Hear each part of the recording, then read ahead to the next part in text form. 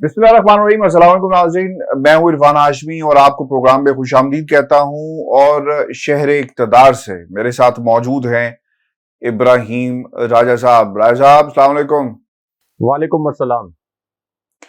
राजा साहब, 3 खबरें हैं मेरे पास जिस पर तफसील से हम बात करेंगे। पहली खबर, इमरान खान के केस में क्या अहम और बड़ा फैसला सामने आया, अदालती कार्रवाई क्या हुई, और इस फैसले के हवाले से तफसीली गुफ्तगू करेंगे। और फिर जनरल बाजवा के कोर्ट मार्शल के बारे में, क्या फौजी मरासला जारी हुआ है और ये किसने जारी किया, इसकी कहानी भी अपने सुनने वालों के सामने रखेंगे। और फिर एक मरीम नवाज की शर्मनाक वीडियो सामने आई, इसे कन्फेशन स्टेटमेंट कहना चाहिए, इसका क्या असर पड़ेगा पाकिस्तान मुस्लिम लीग नून की सियासत के ऊपर, और नून लीग के अंदर जो अंकल्स की टीम है वो क्या सोच रही है इस वीडियो के आने के बाद, और क्या सियासत रुख इख्तियार करेगी, इसकी कहानी भी अपने सुनने वालों के सामने हम रखेंगे। लेकिन राजा साहब, तमाम अदालतें खुल गई, इमरान खान को बुलाने की जो हुक्मनामा है सादिर किया जाता है, जमानती हिफाजत का ये मामला है।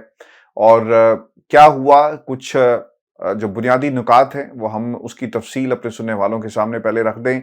ये मुकदमा है संगजानी इस्लामाबाद में जो दर्ज किया गया, और फिर लाहौर हाई कोर्ट के जस्टिस बाकिर नचवी साहब हैं जिनकी सरबराही में 2 रुकनी बेंच ने इसकी समाअत की है। और जो तफसीलात राय साहब सामने आई हैं कि आखिरी सेशन में पेश होकर वजाहत ना देने पर कुछ बातें अदालत की तरफ से हुक्म सादर भी किए गए, और फिर हाई कोर्ट की तरफ से जो कहा गया कि मुकर्ररा वक्त अगर आप पेश नहीं होते तो अदम पैरवी पर इमरान खान की हिफाजती जमानत की जो दरख्वास्त है उसे खारिज कर दिया जाएगा। और फिर बाद में वो खारिज भी हुई। और इसमें हुआ ये कि एक तो चेयरमैन तहरीक-ए-इंसाफ इमरान खान साहब की तरफ से हाजिरी माफ़ी की दरख्वास्त को मुस्तरद किया गया, और फिर जस्टिस बाकिर नचवी ने रिमार्क्स दिए कि अदालत ने 6:30 पर तलब किया लेकिन दरख्वास्त गुजार अदालत में पेश नहीं हुए। अदम पैरवी पर दरख्वास्त खारिज की जा रही है। हुक्मनामे में लिखा गया कि शाम 5 बजे केस की समाअत शुरू हुई तो दरख्वास्त गुजार के वकील ने इमरान खान को पेश करने की मोहलत मांगी, जिस पर कार्रवाई 6:30 बजे तक बर्खास्त कर दी गई, मुलतवी कर दी गई। और फिर 6:30 बजे केस की समाअत जब दोबारा शुरू हुई तो दरख्वास्त गुजार या और ना ही उसके वकील अदालत में पेश हुए। तहरीरी हुक्मनामे में भी कहा गया कि अदालत के पास हिफाजती जमानत अदम पैरवी की बुनियाद पर खारिज करने के अलावा कोई ऑप्शन मौजूद नहीं है। वक्फे के बाद शाम 6:30 बजे समाअत अदालत की जानिब से तौहीन अदालत की नोटिस की अंदिये के बाद भी, खैर इसके ऊपर भी कुछ कानूनी मुशावरत जो है वो की जा रही है, दस्तखतों का मामला था। लेकिन राय साहब, जो सबसे अहम बात ये रही कि अदालत में कुछ गारंटीज दी गई कि हम आईजी को बुला लेते हैं, और आईजी साहब जो हैं वो इमरान खान की सिक्योरिटी और पूरा जो रूट का प्लान है वो सामने रख देंगे। अब इसमें सबसे जो अहम बात ये हुई है राय साहब कि आप इमरान खान को बुलाते हैं और इमरान खान के हवाले से रिमार्क्स दिए जाते हैं कि जनाब स्ट्रेचर पे लिटा कर ले आएं, कुर्सी पे बिठा कर ले आएं, व्हील चेयर पर बिठा कर ले आएं। और फिर ये भी कहा गया कि एक शख्स अगर पेश नहीं होगा तो क्या होगा। अदालत में तो जो कुछ हो रहा था, अदालत के बाहर भी राय साहब एक तूफान बदतमीजी सियासी जमातों की तरफ से, नून लीग के कैंप की तरफ से खास तौर पर हमने देखा है। एक कार्रवाई अंदर हो रही है, एक कार्रवाई बाहर हो रही थी, और फिर तीसरी कार्रवाई पंजाब पुलिस पेश थी। वीडियोस शेयर की गई हैं सोशल मीडिया के ऊपर जमान पाक की, हजारों का मजमा है, लोग इमरान खान की हिफाजत के लिए वहां पर पहुंचे हैं, बैरियर्स हटा दिए गए, पुलिस को पहुंचा दिया गया। और फिर सबसे जो इंटरेस्टिंग बात है राय साहब, पुलिस प्रिजन वैन्स जो हैं उन्हें पहुंचाने का बुनियादी मकसद क्या था। यानी अगर 6 से 7 जो पुलिस प्रिजन वैन्स हैं वहां पर आपने भेज दी हैं, पहुंचा दी हैं, तो बुनियादी तौर पर क्या साबित करना चाहते थे। आपने इन प्रिजन वैन्स के जरिए इमरान खान को पहुंचाना था अदालत में, या फिर आपको लगता है कि कोशिश इनकी तरफ से भरपूर की गई कि किसी तरह इमरान खान को गिरफ्तार किया जाए, और गिरफ्तार करने के बाद यानी एक मौका था, जिस तरह ही खान साहब निकलेंगे बाहर तो कोई ना कोई बहाना बनाकर कोई ना कोई मुकदमा बलूचिस्तान में, केपी के अंदर, कहीं मुल्क के ऐसे इलाके में दर्ज करके हम इमरान खान पर जो है वो हाथ डाल लेंगे। राज साहब, आपको लगता है ऐसा ही करना था इन्होंने? और जो शख्स दवाई लेने गया था लंदन वो आज तक नहीं आया, تو اس کو لانے کے لیے کیوں کوئی کانوائے یا عدالتیں حرکت میں کیوں نہیں آتی، سرنڈر کیوں نہیں کیا جاتا؟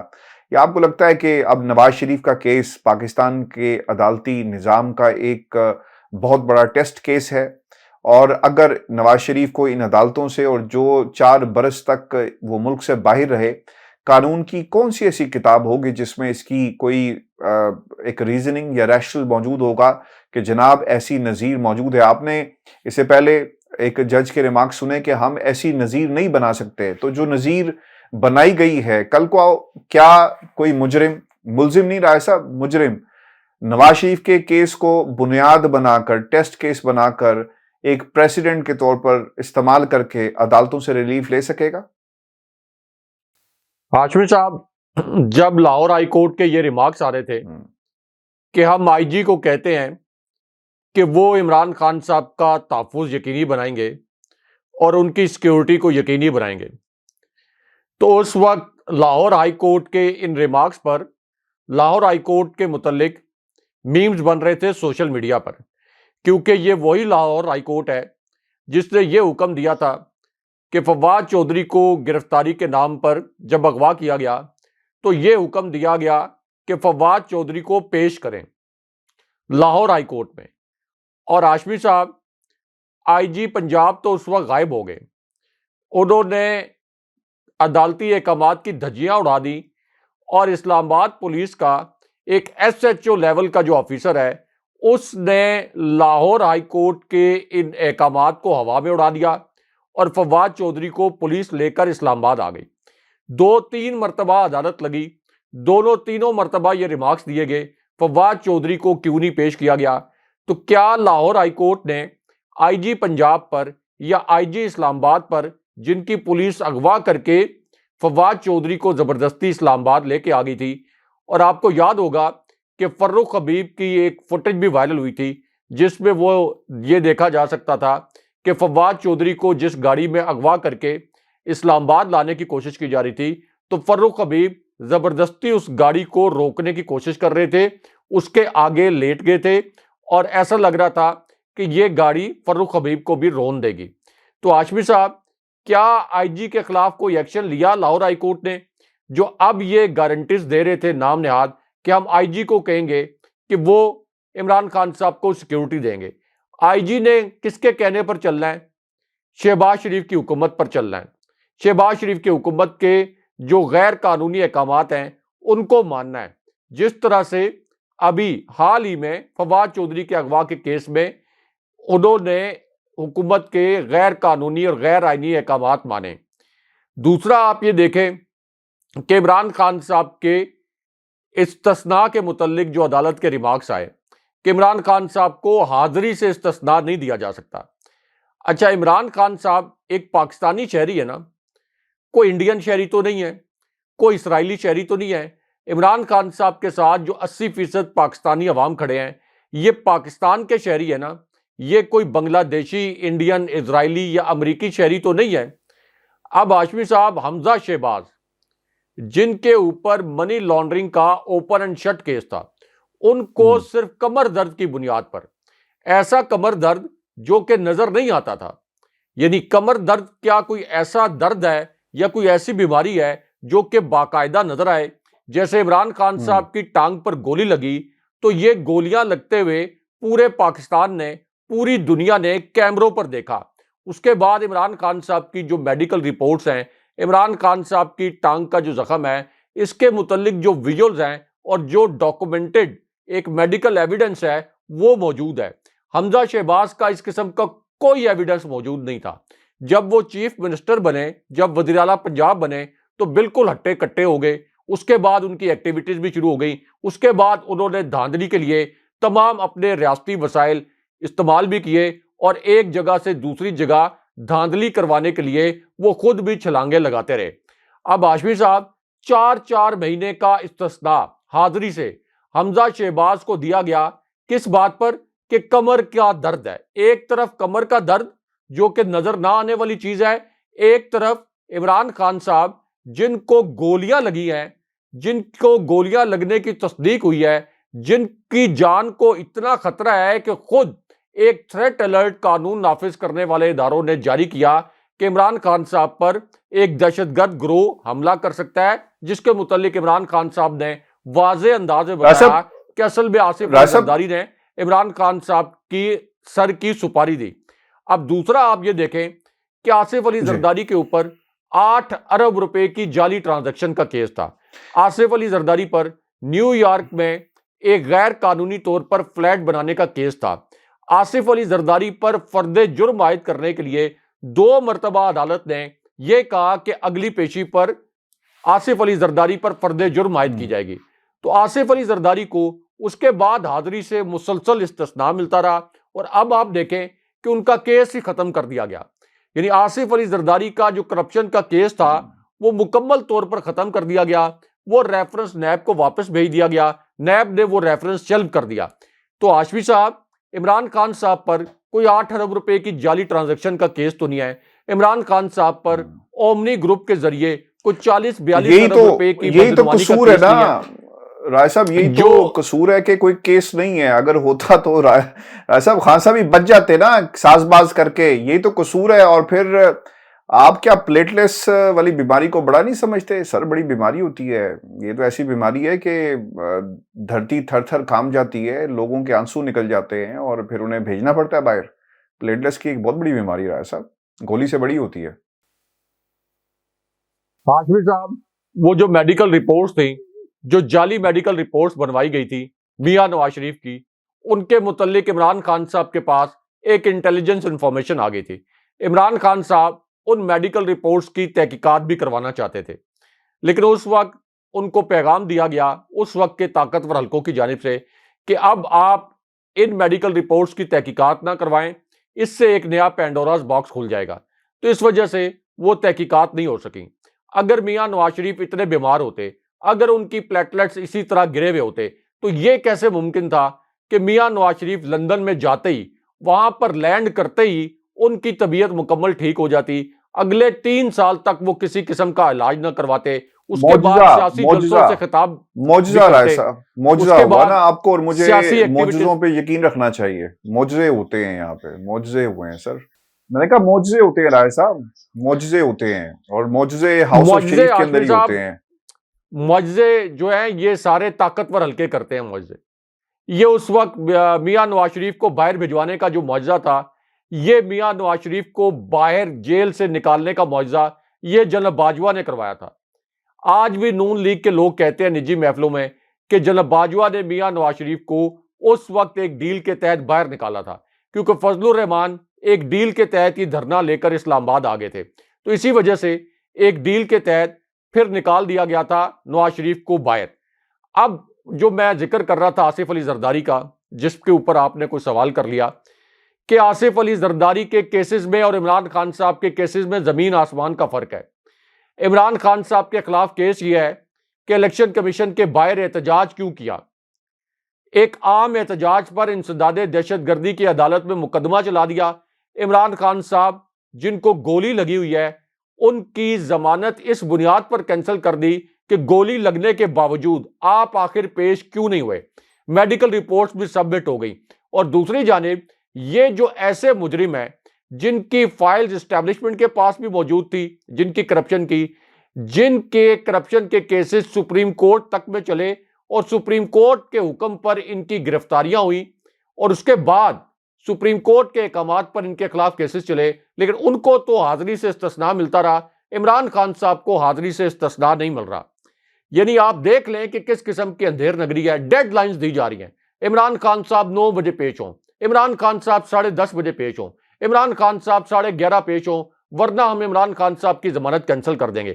کیا آپ میں اتنی جرت ہے کہ آپ حمزہ شہباز کو کہتے کہ یہ جو ہر روز آپ نے کمر درد کا بہانہ لگایا ہوا ہوتا ہے، ہر روز جو آپ یہاں پہ آ کے ایک ڈرامہ کرتے ہیں، ہمیں بے وقوف بناتے ہیں، تو آپ کو حاضری سے کوئی استثناء نہیں دیا جائے گا، اور آپ روزانہ کی بنیاد پر عدالت میں حاضر ہوں، یا جس دن ہیرنگ ہو اس دن حاضر ہوں۔ کیا شہباز شریف کو 4 مہینے کا حاضری سے استثناء نہیں دیا گیا؟ کیا مریم نواز کو حاضری سے استثناء نہیں دیا گیا؟ نواز شریف کو کتنے عرصے تک حاضری سے استثناء دیا گیا؟ تو ہاشمی صاحب، لوگ کمپیرزن کرتے ہیں عمران خان صاحب کے کیس کا شریف خاندان اور زرداری خاندان کے کیسز ہے. ان میں زمین آسمان کا فرق ہے. وہ کیسز تھے کرپشن کے, منی لانڈرنگ کے, عالمی سطح پر منی لانڈرنگ براہ راست دہشت گردی سے بھی جڑی ہوئی ہے. عمران خان صاحب کا بوگس ترین کیس ہے کہ ایک احتجاج کے اوپر ان کے اوپر دہشت گردی کا مقدمہ درج کر لیا گیا. اس سے پہلے ایک کیس تھا کہ جج زیبا صاحبہ کے متعلق ریمارکس دے دیے, تو اس پر عمران خان صاحب کے خلاف توہین عدالت اور دہشت گردی کا مقدمہ چلایا گیا. اچھا راج صاحب, یہ جو عمران خان صاحب کے حوالے سے جو عدالت کا فیصلہ ہے اس پر بھی ہم بات کریں گے. بہت ہی اہم نکات ہیں جو اٹھائے گئے ہیں عدالت کے اندر اور جو کہا گیا ہے فیصلے کے اندر. لیکن راج صاحب اس سے بھی ایک بڑا معاملہ آ گیا, اور یہ فوجی مراسلہ جس کا ذکر ہم نے پروگرام کے شروع میں کیا. خط لکھا ہے عمران خان صاحب نے supreme commander in chief Arif Alvi صاحب کو, اور اب دیکھنا یہ ہے کہ پاکستان کی سیاسی جماعتیں اس خط کے ساتھ کھڑی ہوتی ہیں یا کسی اور کے ساتھ کھڑی ہوتی ہیں. راج صاحب اس فیصلے میں اس خط کے اندر کیا کہا گیا ہے؟ خان صاحب یہ کہتے ہیں کہ جنرل باجوہ نے صحافی سے اعتراف کیا کہ ہم عمران خان کو ملک کے لیے خطرہ سمجھتے تھے. جنرل باجوہ نے یہ بھی اعتراف کیا کہ عمران خان اقتدار میں رہے تو ملک کو نقصان ہوگا. تحقیق کی جائے کہ جنرل باجوہ کے استعمال کیے گئے الفاظ یعنی ہم سے کیا مراد ہے. پھر رائے صاحب یہ بھی خط کے اندر لکھا گیا کہ جنرل باجوہ کو یہ اختیار کس نے دیا کہ منتخب وزیر اعظم سے متعلق فیصلہ کریں, اور فیصلہ صرف عوام کا ہے کہ وہ کسے منتخب کر سکتے ہیں. رائے صاحب یہی سوال ہے نا, پاکستان کی سیاسی جماعتیں بھی کرتی ہیں جنرل پرویز مشرف صاحب کے حوالے سے, اور پھر نون لیگ کا ایک پورا موقف تھا, عدالتوں نے جو فیصلہ سنایا ایک فوجی ڈکٹیٹر کے حوالے سے. پھر خان صاحب یہ بھی کہتے ہیں کہ جنرل باجوہ کا خود فیصلہ ساز بنانا آئین کے آرٹیکل 244 کی صریحاً خلاف ورزی ہے. جنرل باجوہ کا خود کو فیصلہ ساز بنانا آئین میں 30 شیڈول میں درج حلف کی بھی خلاف ورزی ہے. عمران خان یہ بھی کہتے ہیں کہ جنرل باجوہ نے اپنی گفتگو میں نیب کو کنٹرول کرنے کا دعویٰ کیا. انہوں نے تسلیم کیا کہ شوکت ترین کے خلاف نیب کا مقدمہ ختم کرایا. جنرل باجوہ کا یہ دعویٰ بھی حلف کی صریح خلاف ورزی ہے کہ بھائی آپ کو کس نے اجازت دی کہ آپ جس آئین نے پاکستان اور جس آئین پاکستان نے آپ کو وزارت دفاع کے ماتحت ایک ڈپارٹمنٹ ہے اس کے تحت ماتحت کیا, لیکن آپ کیا کام کر رہے ہیں. پھر وہ یہ کہتے ہیں کہ آئینی نظم کے تحت سولین حکام یا خود مختار ادارے فوج کے ماتحت نہیں ہے. خان صاحب یہ بھی کہتے ہیں کہ وزیر اعظم کی گفتگو کی ریکارڈنگ آرمی چیف کے حلف کی سنگین خلاف ورزی ہے. انہوں نے کس بنیاد پر ایک آرمی چیف نے وزیر اعظم کی ریکارڈنگ کی اور کس حیثیت میں خفیہ ریکارڈنگ کی گئی؟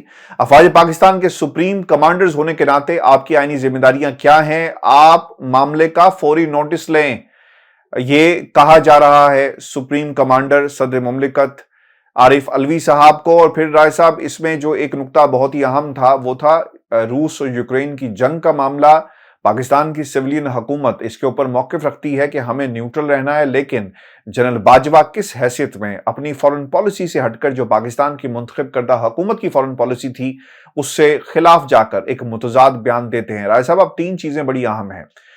جنرل باجوہ نے کس حیثیت میں لفظ استعمال کیا, ہم, اس کی ایک تو ایکسپلینیشن آنی چاہیے. پھر دوسری بات جو جنگ میں پاکستان, ریاست پاکستان کا موقف تھا, اور پھر آئین پاکستان کیا اجازت دیتا ہے کسی آرمی چیف کو کہ وہ کسی کا فون ریکارڈ کرے, اور پھر جو حلف کی خلاف ورزی ایک دفعہ نہیں متعدد بار کی گئی. آپ کو لگتا ہے رائے صاحب اس خط کے ساتھ پاکستان کی کوئی سیاسی جماعت کھڑی ہوگی؟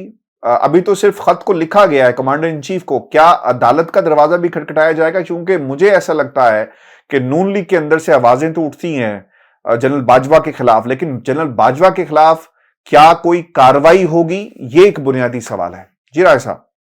دیکھیں عاشق صاحب, تاریخ میں پہلی مرتبہ ہوا ہے کہ آرمی چیف کے متعلق اس قسم کا خط افواج کے سپریم کمانڈر کو لکھا گیا. یعنی صدر کو اس قسم کا خط لکھا گیا اور بڑے ٹھوس شواہد کے ساتھ لکھا گیا.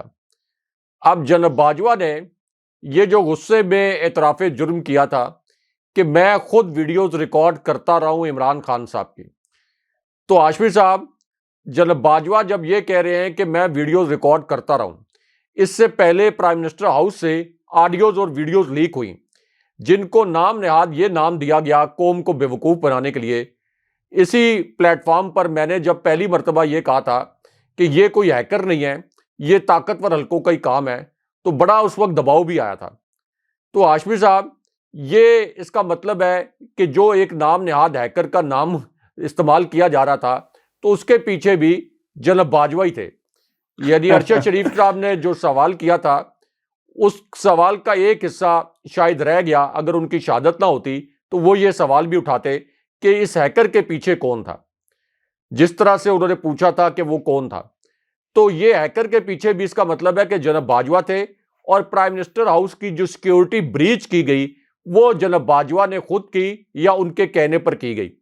اب ہاشمی صاحب، آئین کے اندر یہ لکھا ہوا ہے کہ جو بھی آپ کا سپہ سالار ہے، جو بھی فوجی افسران ہیں، وہ اپنے حلف کی ہر صورت میں پابندی کریں گے۔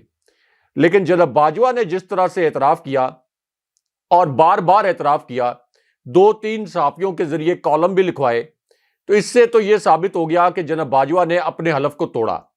جناب باجوہ نے اپنے حلف کی سنگین ترین خلاف ورزی کی، اور حلف کی خلاف ورزی کی سزا پاکستان کے آئین میں آرٹیکل 6 کے تحت غداری کا مقدمہ ہے، بغاوت کا مقدمہ ہے۔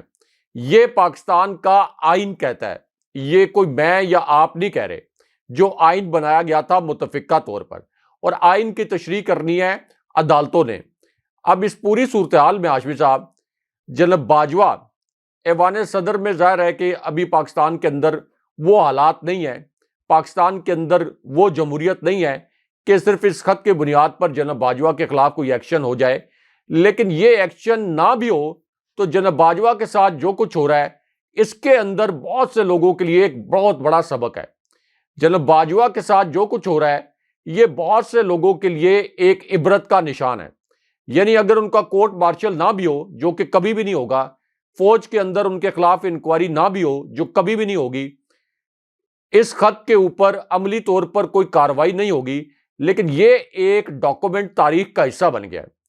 جناب باجوہ کے اپنے اعتراف جرم کے متعلق یہ ایک ڈاکومنٹڈ ایویڈنس کے طور پر سامنے آ گیا کہ جناب باجوہ نے جب یہ اعترافات کیے تھے تو اس کے بعد ایک مراسلہ کمانڈر ان چیف کو لکھا گیا تھا۔ اب دوسری بات یہ ہے کہ جناب باجوہ کا کورٹ مارشل نہ بھی ہو، یعنی فوجی کورٹ مارشل نہ بھی ہو، تو عوام نے تو جناب باجوہ کا کورٹ مارشل کر دیا ہے۔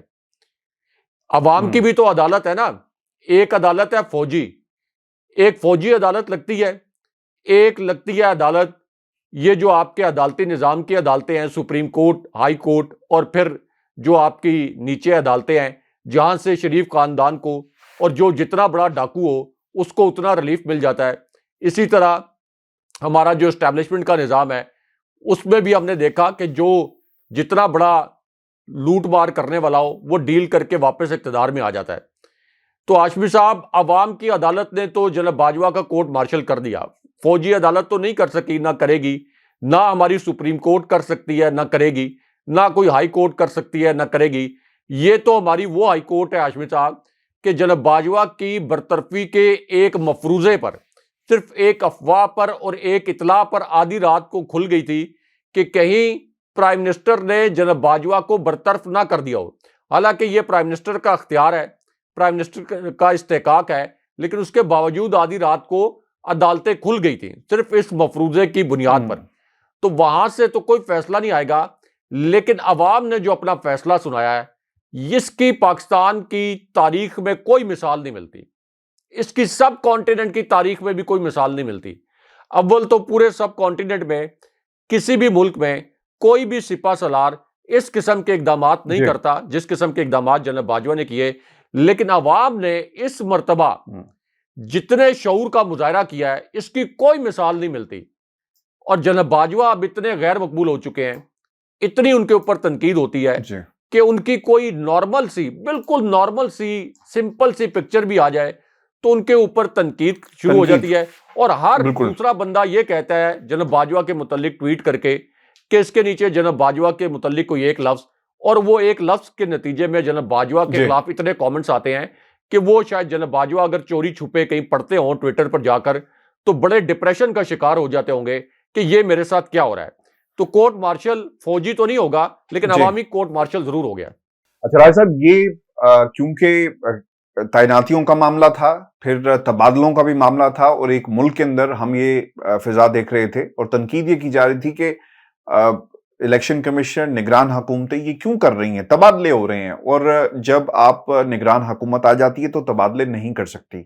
سی سی پی او لاہور غلام محمود ڈوگر، یہ ٹرانسفر کیس ہے، سپریم کورٹ میں زیر سماعت تھا، اور اس کی اہمیت اس لیے ہے کیونکہ جو ریمارکس آئے ہیں سپریم کورٹ آف پاکستان کے، وہ یقیناً جواب ہے ان تمام طاقتوں کے لیے جو ملک کے اندر وقت پر یعنی 90 دنوں کے اندر انتخابات نہیں کروانا چاہتی۔ اب اس پہ جب پیش ہوئے ہیں، الیکشن کمشنر بھی پیش ہوئے، ان کو بھی بلا لیا گیا تھا، یہ بھی ایک بہت امپورٹنٹ نقطہ ہے، اور اس پر انہوں نے کیا کہا۔ چیف الیکشن کمشنر عدالت کے سامنے پیش ہوتے ہیں اور وہ یہ موقف اختیار کرتے ہیں کہ جناب کچھ commissioners, D C, R P O اور وغیرہ وغیرہ کی جو ٹرانسفرز تھی یہ بہت ضروری تھی، الیکشن کمیشن کے اختیارات محدود کرنے کی کوشش کی جا رہی ہے۔ آرمی کو سیکیورٹی کا کہتے ہیں تو وہ سیکیورٹی نہیں دیتے، ماتحت عدلیہ سے ہم سپورٹ مانگتے ہیں تو سٹاف دینے کی بات کی جاتی ہے، اب دینے کو تیار نہیں۔ اس قسم کی لاہور ہائی کورٹ کا جو ایک موقف سامنے آیا تھا، سٹیٹمنٹ سامنے آئی، وہ بھی انہوں نے اس میں شامل کر دی۔ پھر حکومت الیکشن کے لیے پیسے نہیں دے رہی، الیکشن کمیشن کے اختیارات روک دیے گئے، صاف اور شفاف انتخابات کیسے کرائے جائے۔ اچھا، یہ بات نا یہاں پہ ختم نہیں ہوتی، چونکہ آپ نے تو سب کچھ ایک ماحول ایسا بنا دیا۔ اس پر جسٹس جو اعجاز الاحسن صاحب تھے، انہوں نے یہ استفسار کیا کہ آپ نے اس مسئلے پر حکومت سے رابطہ کیا؟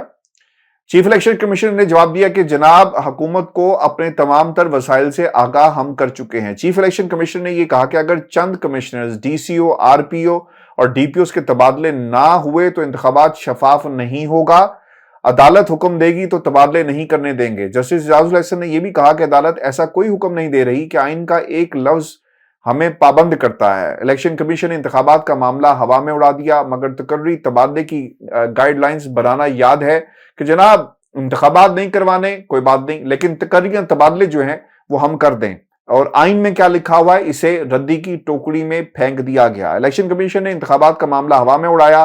چیف الیکشن کمیشنر صاحب یہ کہتے ہیں کہ انتخابات کا اعلان نہیں کر سکتا۔ اس پر جسٹس مظاہر نقوی صاحب نے یہ سوال کیا کہ اس قانون کے تحت الیکشن کمیشن انتخابات کا اعلان نہیں کر سکتا۔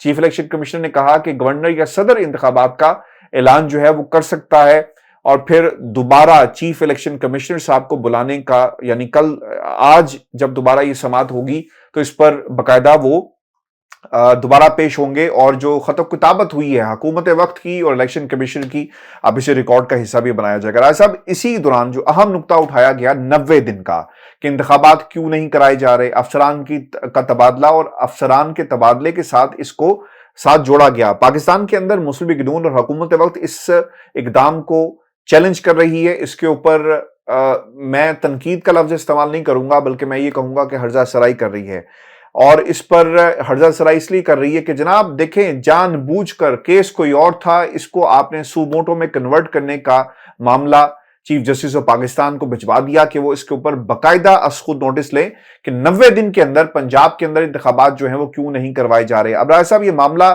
تو بالکل ٹھیک ہے جس طرح سے کیا جا رہا، مجھے ایک لفظ نہیں بھولتا، اور لفظ یہ تھا مریم کا کہ عدلیہ کے گھوڑے پر سوار ہو کر عمران خان جو ہے واپس آنا چاہتا ہے۔ راج صاحب، عدالتوں کو جب آپ کے حق میں فیصلے نہیں آتے تو آپ کیا عدالتوں کا گریبان پکڑیں گے؟ جس طرح یہ گریبان پکڑ لیا گیا ہے پوری مسلم لیگ نون کی طرف سے، اور جس قسم کی ایک جو بیانات دیے جا رہے ہیں، جس قسم کی کرٹیسزم ہمیں نون لیگ کی طرف سے نظر آ رہی ہے۔ اب اسی دوران تنقید تو ہوگی راج صاحب، آپ عوام کے درمیان یعنی اپنے لوگوں کے درمیان بھی جائیں تو جب آپ یہ کہتی ہیں نا کہ روٹی 15 روپے کی ہے، تو آواز آتی ہے اسی مجمع میں سے جو آپ کا اپنا مجمع ہے، جو آپ کے اپنے لوگ ہیں، کہ بی بی روٹی 15 روپے کی نہیں ہے، روٹی 25 روپے کی ہے۔ اور پھر انہوں نے یہ بھی کہہ دیا کہ یہ میری حکومت نہیں ہے، یہ ہماری حکومت تو تب ہوگی جب نواز شریف صاحب پاکستان میں ہوں گے۔ صاحب، اس کا کیا مطلب ہے؟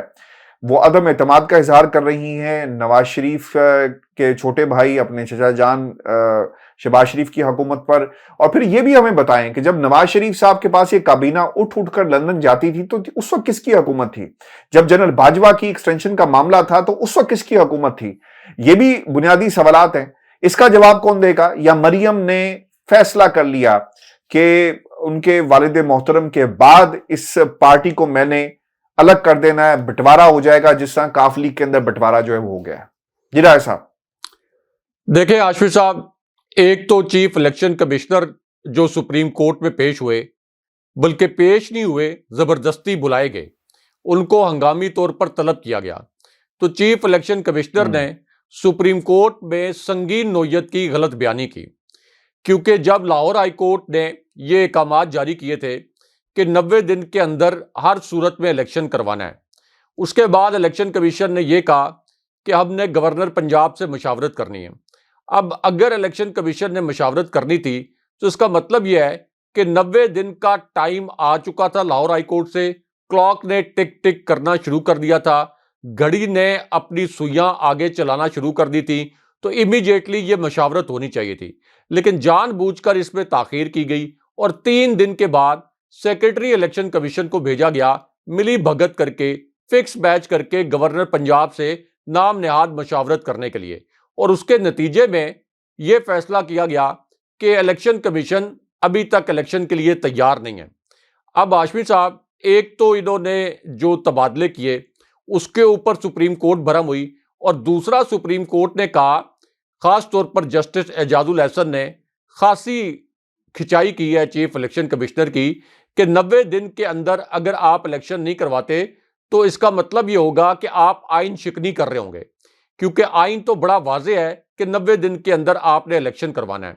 اب یہاں پر انہوں نے بڑی ٹال مٹول کی کوشش کی. چیف الیکشن کمشنر نے یہ بھی کہا کہ مجھے اگلے دن حاضری سے استثناء دے دیں، لیکن عدالت نے کہا کہ نہیں، آپ اگلے دن پیش ہوں اور ذرا وہ خط و کتابت لے کے آ جائیں کہ کن تاریخوں میں آپ نے حکومت سے فنڈ مانگے، کن تاریخوں میں آپ نے پنجاب اسمبلی اور کے پی اسمبلی کے لیے فوج سے نفری مانگی، اور وہ کون سی تاریخیں تھی جس میں آپ کو یہ جواب دیا گیا کہ نہیں، ان انتخابات کے لیے ہم وسائل فراہم نہیں کریں گے.